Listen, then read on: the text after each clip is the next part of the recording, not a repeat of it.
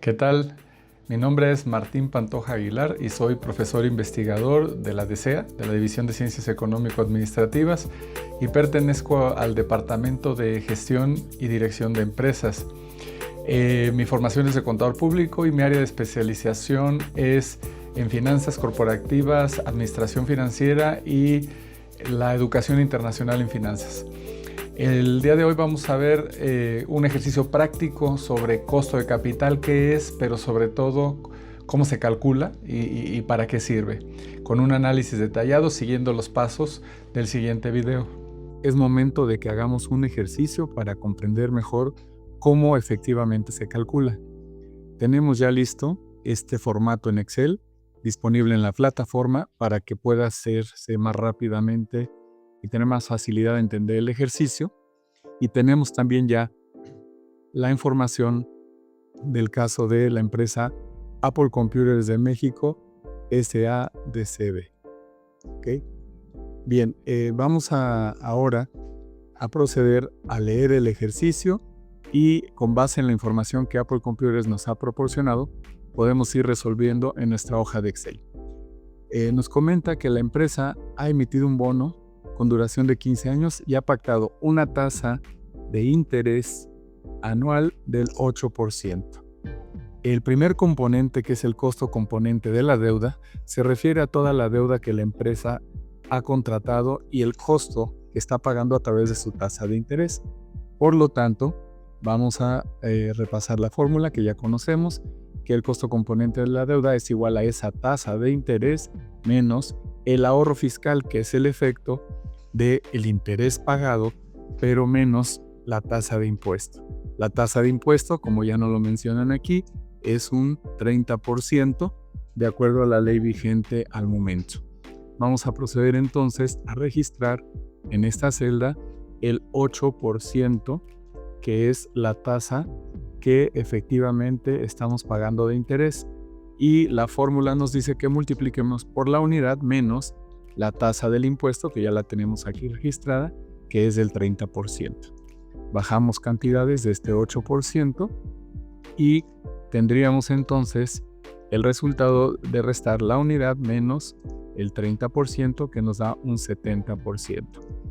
Finalmente multiplicamos el 8% por el 70% y nos da una tasa efectivamente pagada por la empresa como costo de su deuda, ya que aunque paga el 8%, efectivamente el ahorro en impuestos, que es la diferencia de un 2.40%, representa el ahorro fiscal. Por lo tanto, estamos teniendo un costo efectivo de 5.60% por cada peso que la empresa está financiando sus proyectos con dinero proveniente de la deuda, en este caso concreto, de ese bono que la empresa emitió. Pasamos ahora a la ceja que dice preferentes y tenemos aquí el costo componente de las acciones preferentes. Repasamos su fórmula. El costo componente de la acción preferente es igual al dividendo que se planea pagar de esa acción preferente entre su precio de emisión neto.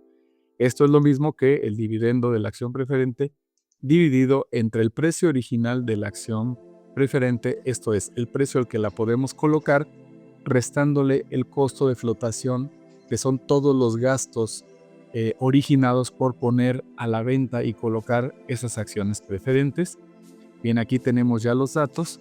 La empresa nos dice que quiere vender estas acciones a un precio original, estas acciones preferentes, de 1,300 pesos. Aquí está ya el dato, 1,300 pesos. Vamos a cambiar aquí, pesos por acción. Y vamos a cambiar arriba, pesos por acción. Muy bien. Entonces ya tenemos aquí la cantidad también del dividendo por acción, que sería en la acción preferente de 150 pesos, y ya lo tenemos en esta zona. Asimismo, ya se hizo el análisis y se sabe que para colocar estas acciones tendríamos que incurrir en un gasto de un 5%, ¿verdad? Por cada acción.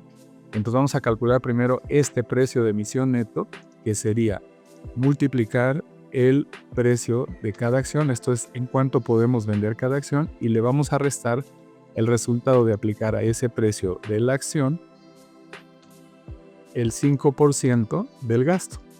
De tal manera, bajamos las cantidades, 1.300, y ahora multiplicamos el precio de la acción de 1.300 por el 5%, que nos da un costo por cada acción de 65 pesos.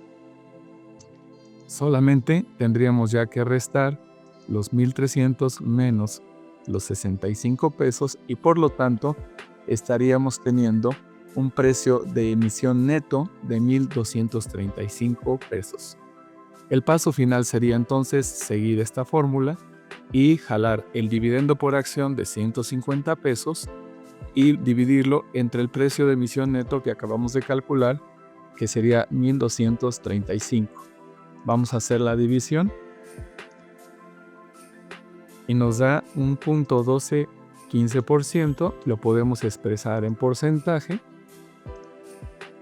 Abrimos los decimales y obtenemos el resultado final que nos dice que financiarnos en la empresa con acciones preferentes nos está costando un 12.15% anual por cada peso que traemos a la empresa de dicho financiamiento. Ya tenemos los primeros dos componentes y vamos al tercero, que es utilidades retenidas. Como ya sabemos, en este componente hay 3 métodos debido a su complejidad para la estimación. Por ello es importante que practiquemos los 3 métodos existentes. El primer método es el enfoque del modelo de evaluación de activos del capital, MBAC, que ya conocemos de temas anteriores y sabemos que su cálculo se lleva a cabo con la fórmula de restando la tasa libre de riesgo más el resultado de restar la tasa de mercado menos la tasa libre de riesgo y multiplicado por el coeficiente beta de la empresa que estemos evaluando. Vamos a identificar los datos que requerimos para este análisis. La tasa libre de riesgo, esta empresa la está representando a través de los CETES porque está en México y ubica que en este momento están pagando una tasa libre de riesgo del 8%. Si buscamos un instrumento que fuera lo más cercano a la casi inexistencia del riesgo, pues sería los CETES o los certificados del Tesoro en los Estados Unidos. Sabemos que no es totalmente libre de riesgo, pero no tenemos otro dato para obtener esta tasa. Entonces tomamos el 8% para esta tasa.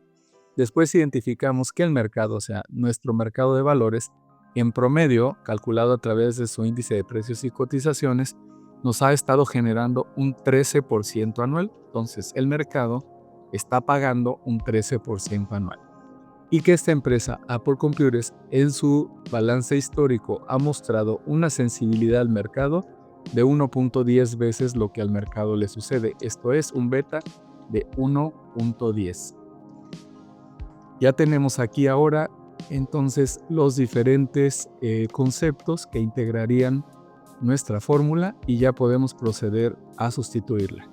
Entonces el modelo nos pide que identifiquemos la tasa libre de riesgo, 8%, y que a eso le sumemos el resultado de la tasa del mercado, que es 13%, y le vamos a restar la tasa libre de riesgo, que es el 8%, y finalmente lo multiplicaremos por el beta, que es 1.10 veces.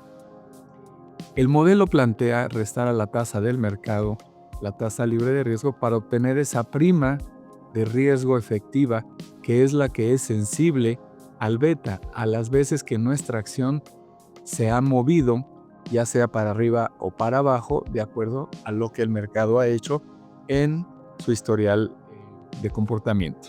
Pues vamos a despejar la fórmula, bajamos el 8%, realizamos la primera operación, que sería 13% menos el 8%, nos arroja una parte de la tasa con riesgo que es del 5% y bajamos el monto del beta, que es 1.10.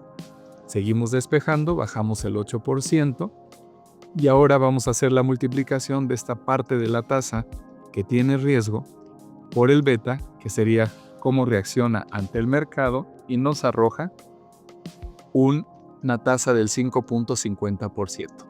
Finalmente, sumaremos esta tasa libre de riesgo más la tasa con riesgo ya aplicada a la empresa y nos estaría generando un costo componente de utilidades retenidas bajo el método del modelo de evaluación de activos del capital de 13.50%. Vamos a pasar ahora al siguiente método, que es el enfoque del rendimiento en bonos más prima de riesgo. En este enfoque sabemos que la prima de riesgo siempre estará entre un 4 a 5 puntos y que utiliza de manera comparativa la tasa que actualmente la empresa esté pagando en bonos. Esa tasa de interés de esta deuda a largo plazo o los bonos que efectivamente está pagando la empresa en este momento, la vimos en el punto número 1 y es del 8%, así es que vamos a anotar 8% en esa tasa de bonos. Y la prima de riesgo, vamos a ver qué nos dicen respecto a ella. Nos comenta que la empresa maneja una prima de riesgo de bonos, vamos a marcarla, del 4%. Entonces, esta empresa ha decidido con su consejo de administración establecer una tasa de riesgo del 4% y solamente tenemos que bajar estas cantidades, que sería 8% más el 4% y al final sumarlas. 8 más 4 nos da 12%. Este sería el resultado de nuestro costo componente de utilidades retenidas bajo el modelo, el enfoque del rendimiento en bonos más prima de riesgo. Es un método muy sencillo, pero de alguna manera representa algo estimativo. Pasemos al tercer método, que es el enfoque del flujo de efectivo descontado. Este método utiliza de manera simbólica los datos de las acciones comunes. Dado que los accionistas accederán a que sus utilidades no sean repartidas en dividendos y se queden como utilidades retenidas para realizar inversión en la empresa, pues se asemeja prácticamente al proceso de emitir acciones comunes. La fórmula, como ya la conocemos, es el costo componente de las acciones comunes sería igual a su dividendo de acciones comunes dividido entre el precio de emisión de esas acciones comunes y adicionalmente una ganancia de capital que los accionistas requerirían. Vamos a identificar los datos de este enfoque. La empresa ha llevado a cabo la práctica de financiarse mediante acciones comunes y estima que si emite estas acciones va a tener que pagar un dividendo común a los accionistas de 124 pesos. Anotamos aquí el dividendo de 124 pesos. Si ellos quieren vender estas acciones, las podrán vender en 2,300 pesos. Entonces el precio original de cada acción sería 2,300 pesos, que es lo que efectivamente podemos colectar por ellas. Y sus accionistas, para poder autorizar que sus ganancias se queden en la empresa, requieren una ganancia adicional de capital del 8%, lo anotamos aquí, 8%. Ya tenemos ahora sí todo listo para hacer el cálculo y el costo componente de la acción común va a ser igual al dividendo, 124 pesos, entre los 2,300 pesos, que es el precio de emisión de la acción. Vamos a combinar estas celdas. Bueno, aquí vamos a anotar, ahora sería más la ganancia adicional de capital, que sería el 8%. Ahora sí, procedemos a hacer esta división, 124 entre 2,300, y nos arroja un porcentaje de 5.39% y estaremos bajando también la ganancia adicional de capital del 8%. Finalmente, sumemos las dos cantidades y nos da un costo componente de utilidades retenidas bajo el enfoque del FED de 13.39%. Los tres métodos son totalmente válidos y la empresa puede decidir cuál de ellos le daría prioridad para llevar a cabo su evaluación. Sin embargo, también existe la posibilidad de tomar un método promedio donde vamos a bajar los tres datos. Vamos a poner aquí el dato del primer componente bajo el modelo MBAC, que sería 13.50, y aquí ponemos el resultado bajo el enfoque del riesgo en bonos más rendimiento en bonos más prima de riesgo, que es del 12%, y finalmente el enfoque del flujo de efectivo descontado, que es el 39%, y como son 3 métodos, los vamos a dividir entre 3.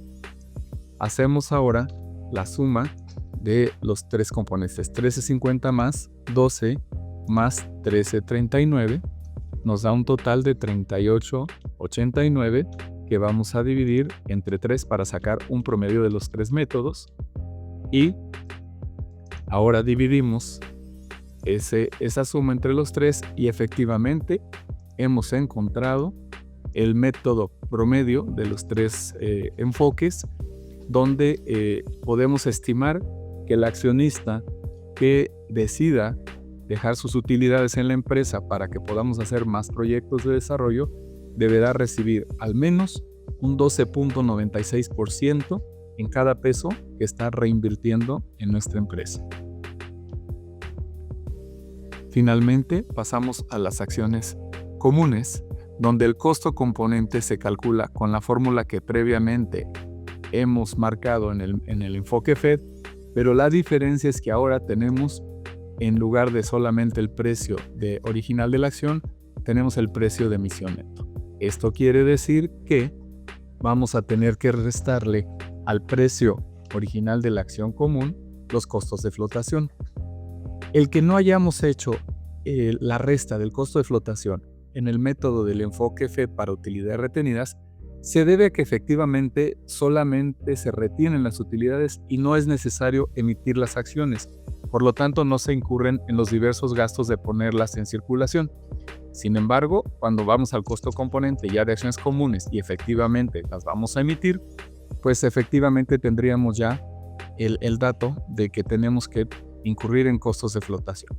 Muy bien, ahora sí ya tenemos aquí el precio de emisión de las acciones comunes, tenemos aquí el dividendo de acciones comunes y como ya tenemos el dato, vamos a traerlo de la hoja anterior, precio de las acciones comunes 2.300 pesos y dividendo de las acciones comunes 124 pesos.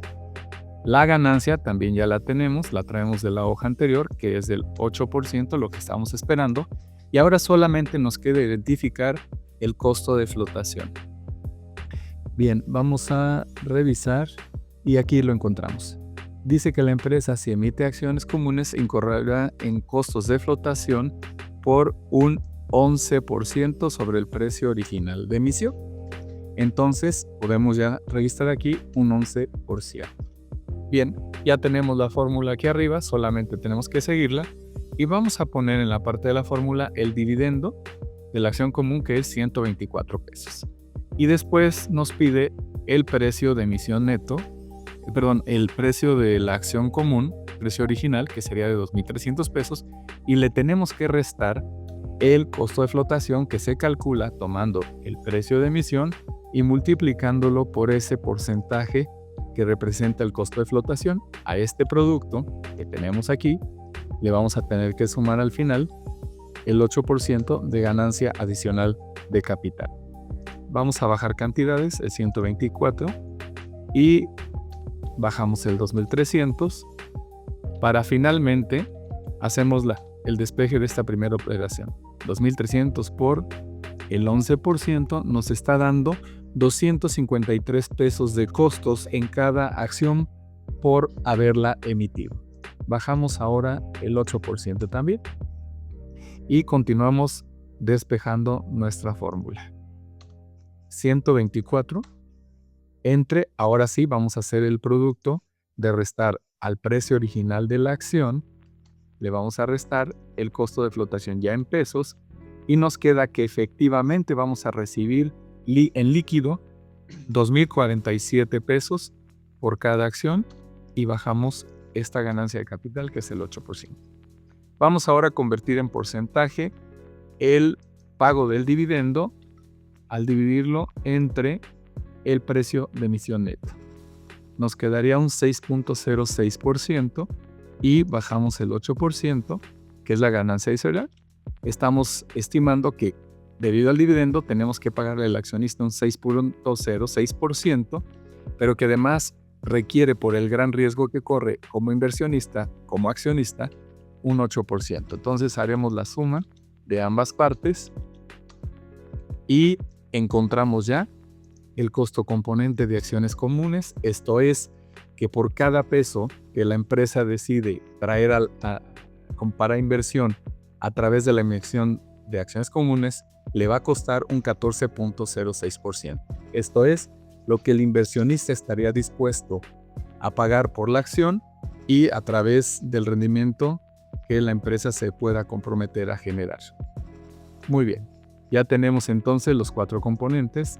La deuda, 5.60%, las acciones preferentes, 12.15%, las utilidades retenidas, 12.96%, y las acciones comunes, 14.06%.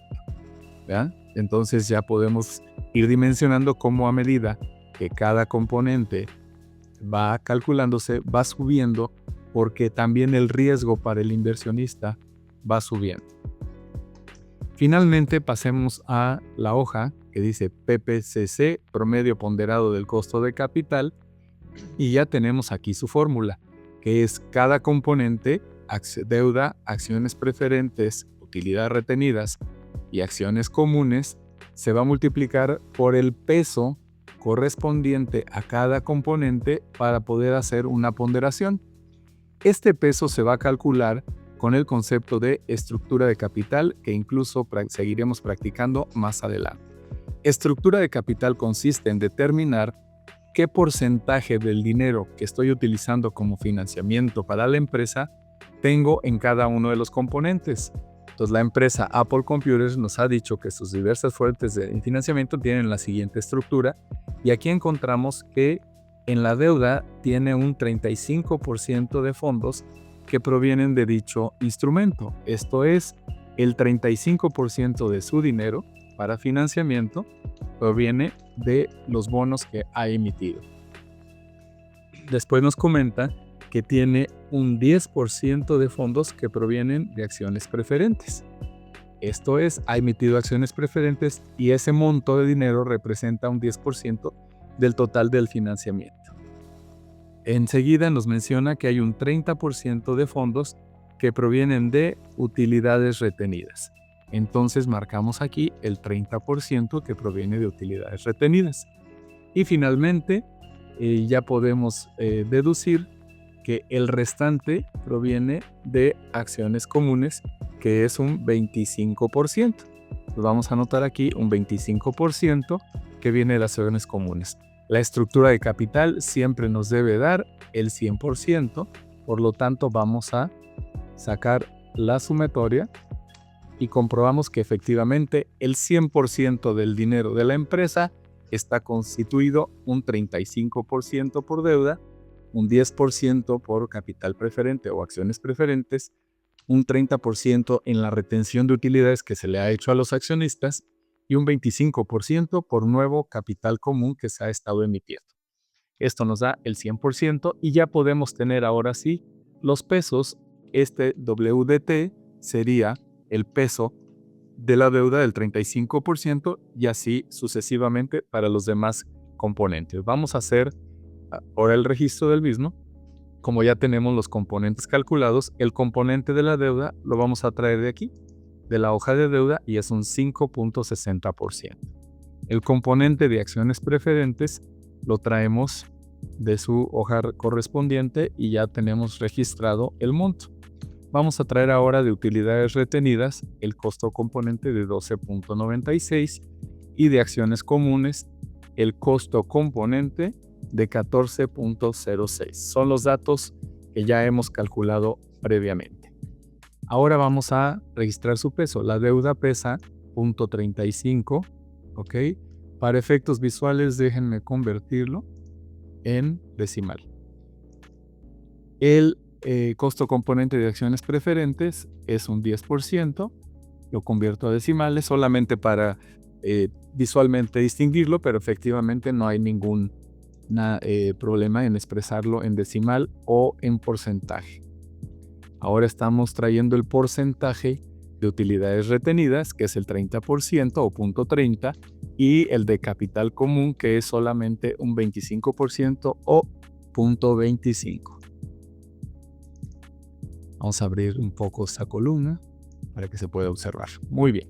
Ya tenemos ahora sí los 4 componentes con su parte proporcional con la que colaboran al costo final de la empresa, esto es su factor de ponderación.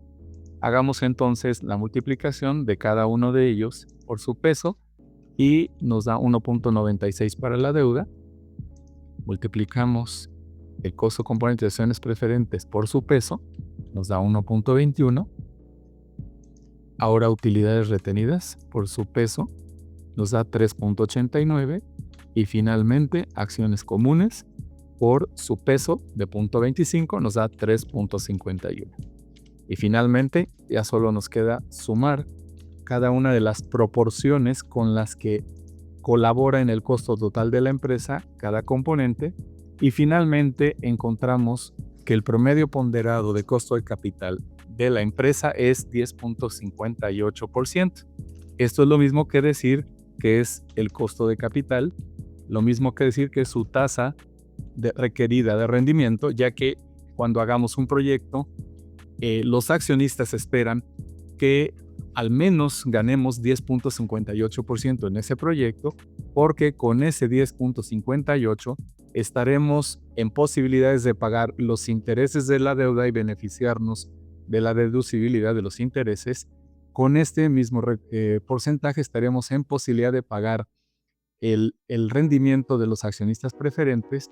Estaremos también en posibilidad de llegar a la meta de pagar el rendimiento de las utilidades retenidas y finalmente el compromiso de dar este rendimiento mínimo a nuestros accionistas comunes que estimaron cuando adquirieron nuestras acciones. Este monto, 10.58, no es un punto donde no se gana, es incorrecto interpretarlo así, es el punto donde la empresa logra su objetivo y logra pagar sus costos de deuda, más darle su rendimiento requerido a todos sus accionistas y por lo tanto sería como el punto de pase para aprobar un proyecto. Proyecto de la empresa que efectivamente genere 10.58 o más será un buen proyecto. Bien, los invito a que repasen lo solicitado en este ejercicio.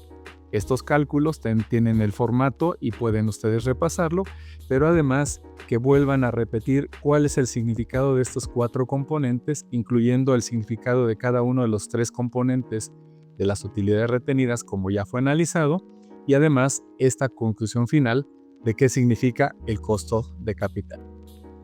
Muy bien, pues esperamos que haya sido de su interés y quede claramente explicado el detalle de cómo se calcula el costo de capital.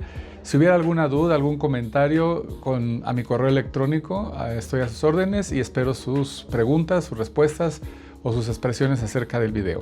Muchas gracias.